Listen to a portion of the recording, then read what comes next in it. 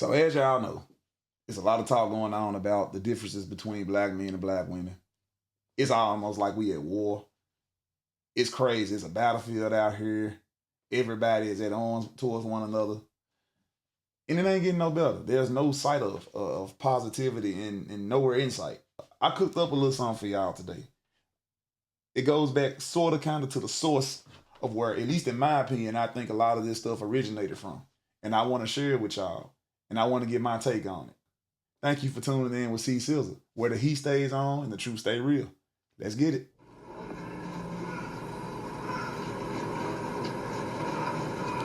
And it begins again.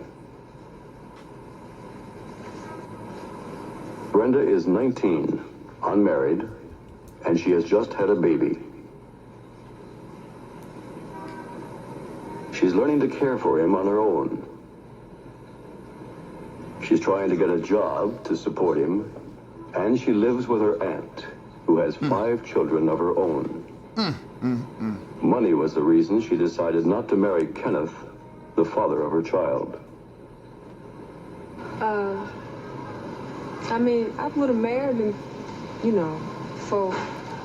while I was carrying the baby, but he had no job and couldn't support us since getting married. Now, here go my thing. Y'all heard what she said just like I heard it. She would have married him if he had a job and could support them. You had to have known it before the fact. You had to have known it before you had the child by him. Why would you have the child if he already ain't stable? Why are you dealing with a man that ain't stable? And that kind of reminds me of what we see in today's time when women complain about the type of men they deal with, but they project that type of man on every other man. And now you can see this was 1967. It was even going on back then. But let's continue. When my sister getting married, so I said, wait. I plan on marrying him next year, no sooner than next year. Have to give him time to work first. And keep this in mind, people. This is a 19-year-old young lady.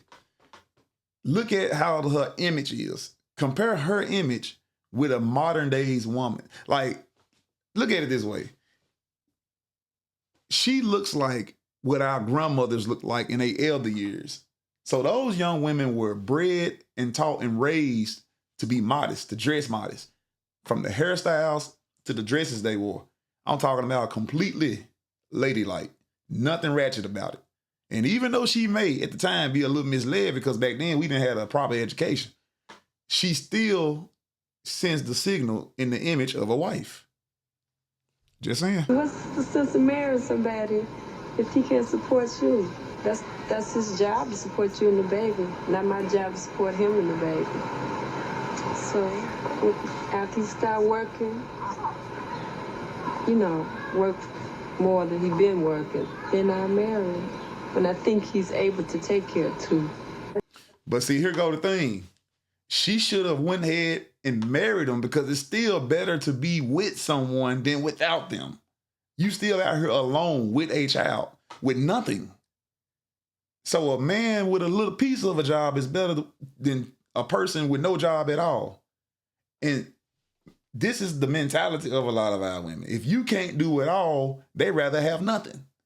And that's a crazy mindset to have because all you're doing is self-sabotaging. And the child is also being affected by it in the long term. But let's continue.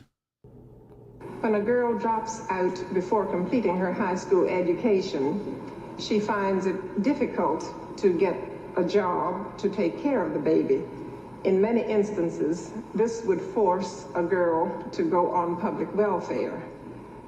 If she Mrs. Fabola Gill is the school's principal. Which is terrible, and there doesn't seem to be any way out of this for me. She is likely to have another out-of-wedlock child, and as the babies continue coming, she gets farther and farther down into her state of depression. And see what she's describing the continuation of a curse or a mindset, a mentality that's poisonous, not only to the women, but to the black community. And to this day, this same curse, this same whatever you want. This same what does God call them? I forgot. Whatever you call this shit. But here go my thing. It's continuing. And these were times, and if you're not understanding what's going on, this is basically leading up to the welfare state. When America started giving our women welfare and separating black men from black women for the purpose of self-destruction. For the purpose of the dissolution of the goddamn black nuclear family. That's what this is all about right here. This is what we're looking at. So they're telling you what was going on in that time for those women. Let's continue. Our young girls would like to work, and they have tried. They really have tried to support their family, but the system and everything else just tears them down, and eventually they just become satisfied with welfare, and they don't try anymore because they see there's no sense of trying until this whole system is changed. Jeanette Salters, a welfare mother, works in Head Start and receives a small supplement to her check. You know, people talk about the ADC mothers don't want anything, and they're not going to ever get anything. This is the same feeling that they have. They have tried and they want jobs, but nobody's going to give them a job. And the first thing they holler, well, you on ADC, you know, and you don't have any experience. And how can you have experience when you're just coming out of school? And nobody's willing to try, you know, to give them a chance. The same thing we're dealing with now. So most of the parents said people want you on ADC. They like you there. You know, they can control you on ADC. And a lot of them just feel, well, I might as well sit here and get what I can. And they do have to cheat and lie and steal and to try to beat the system and try to just survive. You never beat the system. Most of them are just surviving.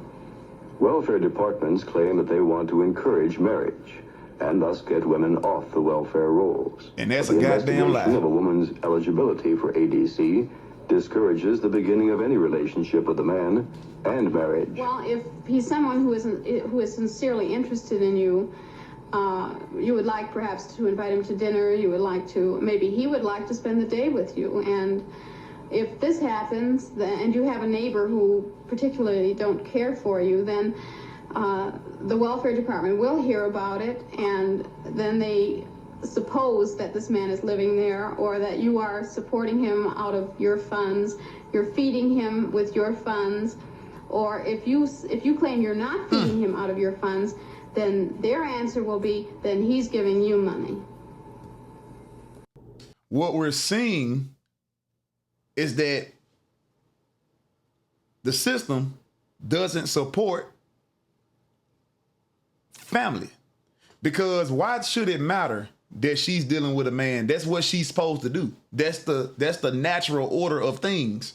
So it shouldn't matter that she's dealing with a man, because this is the way of the world. So you mean to tell me you're gonna cut off assistance?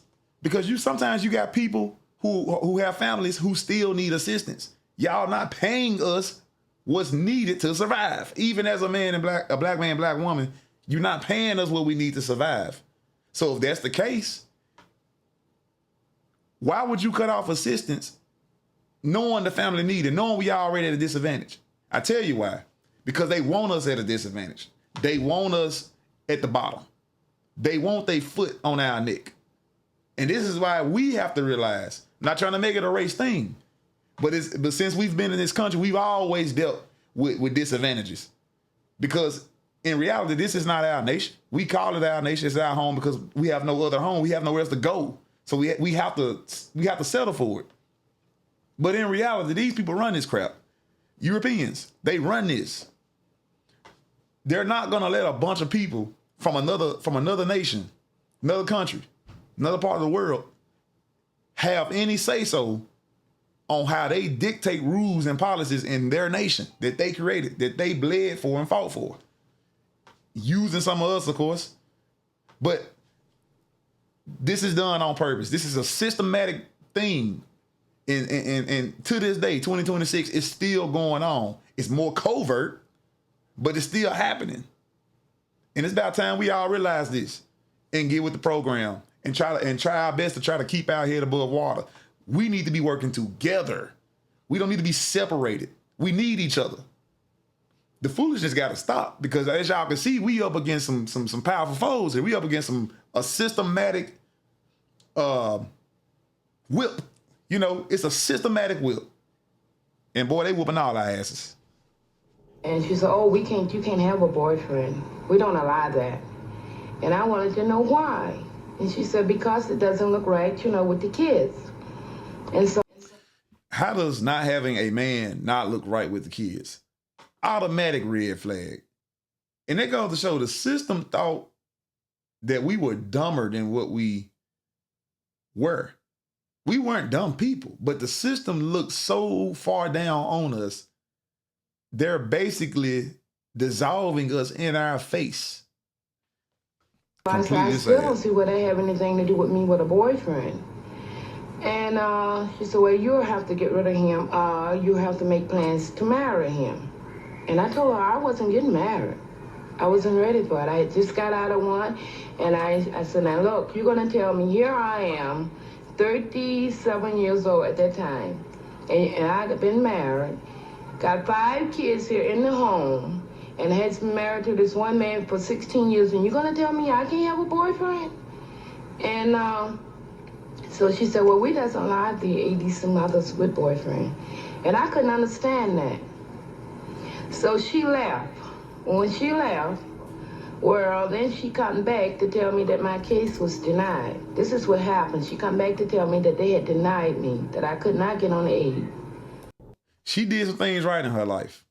She was married for 16 years, which means she was married since she was 21 years old. Young ladies, listen, y'all can learn something from this shit. Even though the marriage didn't work, she gave it a try. She built a family out of it. Now, the only thing I don't agree with in this is that I noticed when she said something about she wanted a boyfriend and she got 5 children. Now, in reality, what man in their right mind is going to put himself in a situation with a woman with 5 kids? No child belongs to him. It's just not realistic to think that way. But I get it. She still wants the company. She wants the energy that comes with a man and a woman being around and loving each other. I get it. But see, here's the catch, and this is what the system uses against us. They want you to do what they tell you to do if you want their benefits. This entity that these women are asking assistance from, and they don't seem to understand, when you get benefits from these people, when you try to receive supplements from these people, they're going to put policies on you, demands. And depending on how desperate you are for them, you will conform to them. Because if you don't have a man, if you don't have a family, the protection, the umbrella, the safety net of a family, there's only one other way you can go. And see, that's where the system ended up getting a lot of our women brainwashed. They got them out of desperation. They got them out of a necessity of what she needed. But, we talk about how the man ain't nothing and all that. Well, a lot of the women that deal with the nothing men, they choose those type of men. And then, like I said, project those type of men onto the rest of the world. Not fair, not realistic. That's not even a sane way to think. But I feel for these women. This is the source of what we've been dealing with when it comes to a lot of the problems we having with our women, with the men and all that. This is the source of what y'all seeing right now. There are evil powers at work here. And boy, they have power. Let's continue. If a man marries you, that he should, take on the initiative of supporting your family. And, to tell a man that makes, $125, $135 a week, that he should accept me and 9 kids as support. $120, $135 a week. We make 8 times more than these men in today's time. And they were still able to have a wife. They were still able to have a home. And I mean a real homebred, good, hardworking, love her man, love her children, do anything for them type of woman. And it just goes to show how warped the mindsets are of a lot of our modern women when it comes to these expectations. Insane. For us is crazy. Because, realistically, I would feel that if I married a man in this position, that, it wouldn't take but maybe 6 months. If it took that long, he would begin to resent my kids. He would hate me, you know, he would beat me and he'd scream at the kids. He'd start beating the kids out of frustration. And, you know, maybe it wouldn't be because he didn't love me and the kids, but because he was, you know, being deprived of, you know, just having, you know, a pair of shoes on his feet and proper food for himself, you know, for kids that he wasn't responsible for. And this is, you know, thinking realistically. I like how she put it. She put context around a man being physically aggressive. And I'm not saying that he should be physically aggressive. Shouldn't nobody put their hands on nobody. But there's always a reason. It's always a core to something to why people do what they do. And see, this is why I'm a big believer. I don't give a damn what the situation was with you and your ex-husband, ex-boyfriend. If y'all got 2 or more kids together, y'all will be better staying together. Because you don't want to come out here bringing that problem on people of the world. Because first of all, you putting your kids in danger because you're bringing strangers into the house that you really don't know. And second of all, you're putting responsibility on someone who had nothing to do with creating that situation. Totally unfair. But the anger that she's speaking about, it stems from something. It's stemming from, I want to be with my woman. I love you as my woman. I'm not trying to look down on your kids. They don't belong to me. But goddamn, I didn't create this. And in order for me to have you, I have to take these little things into consideration. And it's just an unbalanced thing. It's unbalanced. This is why I'm a big advocate of men. Women going back to their men. Women, go back to your man. You got 2 or more kids, go back to him. What is you out here in the world for? It ain't nothing out here for you. It ain't nothing out here for you but trouble. Go back to your husbands. Leroy McQueen, who is getting his high school diploma and hopes to go into computer work, is a welfare father on a training program. It's a myth that the welfare rolls are filled with able-bodied men. Less than 1% of those on welfare are capable of working. In 1962, realizing that ADC ignored men and tended to break up families, Congress passed the ADC. You hear that? I heard it. It was intentional, systematic destruction. It was done on purpose. This is what we got to understand, black people. Open your eyes.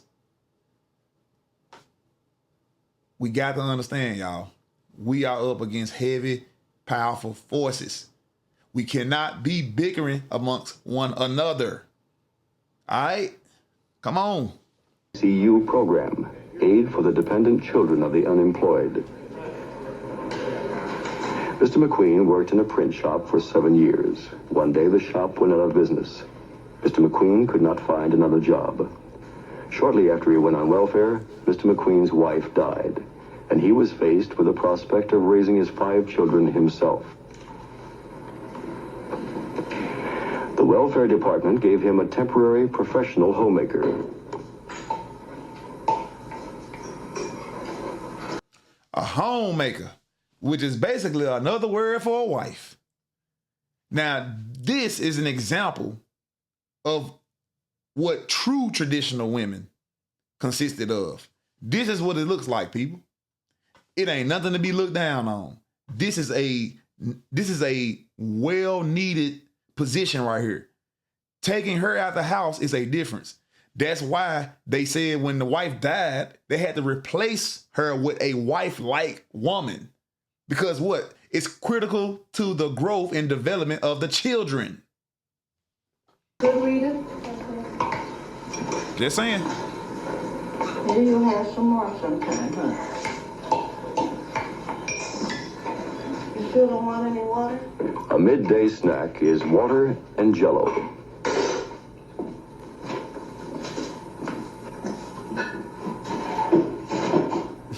Now he remains on the welfare rolls as he gets an education.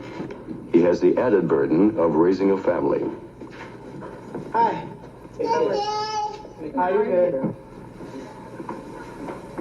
He does the cooking and cleaning up himself. Right now?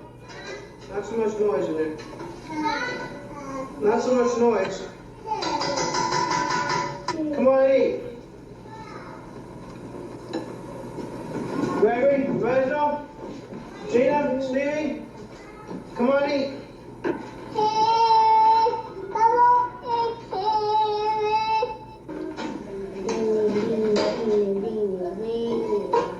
Dinner is usually beans with some ham hocks, and as in most welfare homes, no milk.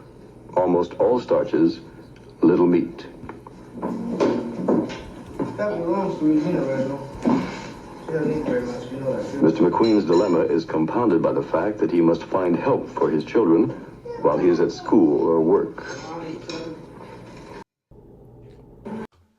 So let's go ahead and kill that crap where they say black men ain't worth a damn. Black men not real fathers. That's bullshit. Black men have always been active in their kids' lives. But it's not our fault that a lot of our women, for the men who are worth a damn, because you got a small percentage of men who ain't worth a damn, but you don't have to deal with them. But a lot of our women choose to deal with them. And when they get the outcome of that problem, of that situation, they mad at the world for it because they chose wrong. You got a lot of brothers out here like this, to this day, that still operate like this man did. And they don't get enough recognition, which is why the image of the black man is destroyed. These guys, these rappers and stuff y'all see out here, a lot of these guys didn't have fathers. A lot of the music they make, it come from pain. It come from trauma. So this guy here, even though he didn't have it all, even him, he was able to have a wife. He was able to have a family.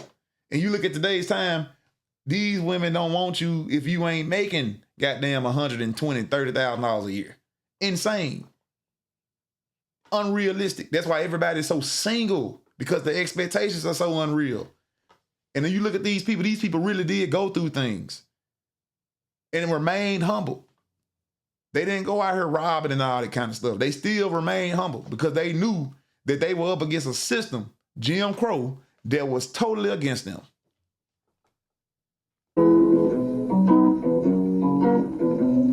How many roads must a man walk down? The electric guitar is in and out of the pawn shop, a reflection of Mr. McQueen's financial fortunes. Times were hard.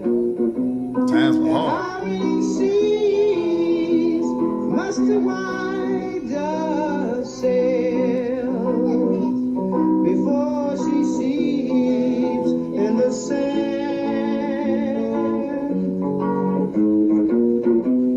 And how many times must those cannonballs be fired before they're forever?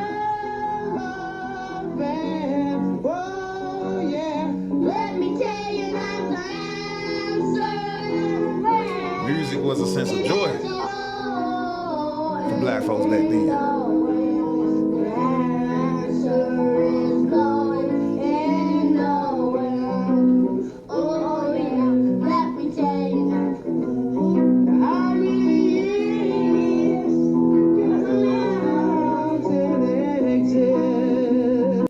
Now, you listen to that music, it sounds foreign in today's time, but the positivity of it, the light that it shed, the positivity that it puts into the heart, the hope that it gives you back then, that's, blues, same thing. It's pain music. Even though this ain't got the same kind of popularity and traction and aggressiveness as modern day rap and hip hop and all that, which is basically our version of pain music in today's time, it was positive. It didn't mislead the babies. It kept them positive minded. It didn't put evil things into their mind, evil thoughts into their heads. You see what I'm saying? It didn't make them. It didn't make them monsters. And I think this right here is underplayed right here. This style, what was going on in the 60s and the early 70s and all that, when black people were still trying to hold it together with one another. A key critical point in our timeline. stole from me. You don't have to talk to me about my family. I mean what I say. People say to me, is it just words? No, baby, it ain't words to me. I mean what I say. I got 7 children. I got 2 sons. All they can see is the Vietnam War. But my son say, I won't go. I said, praise be your name, child. You ain't going no damn place. Because we spreading the word. You know what? Well, that black woman, but she always had that feistiness in her. But when she used it for something positive, we don't need what an ally she telling is. me what I need, what I should do, where I should go, how I should act. I want to act like me. See, and I agree with everything she's saying, but there's only one problem. You need them. They're not going to conform to what you want when you need them.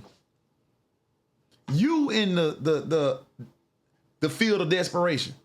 Now, I agree with what she's saying, sending the boys over to Vietnam and all that, because that's what was going on back in them days. But there's one problem. You need them. Because if you didn't need them, that whole assembly wouldn't even be necessary. That assembly was for welfare. It's trying to demand the government give them welfare, but on their terms. But that's not what ended up happening. They ended up getting the welfare, but they ended up getting it on the government's terms. And that was the flip and the dissolution of the black nuclear family. This is the source of where this is coming from. This is what happened. Basic needs. Amen. Food. Amen. Amen. For children. Amen. We need clothing. Decent housing. Working for our sisters. And the little children.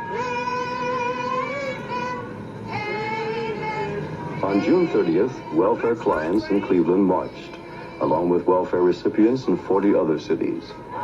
They sought to build pressure on local welfare departments to give more money to clients.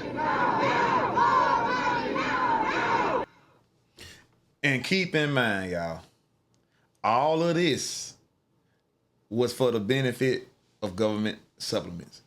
They ended up getting the supplements, but they were bamboozled. In return for the supplements, the black family was completely broken apart.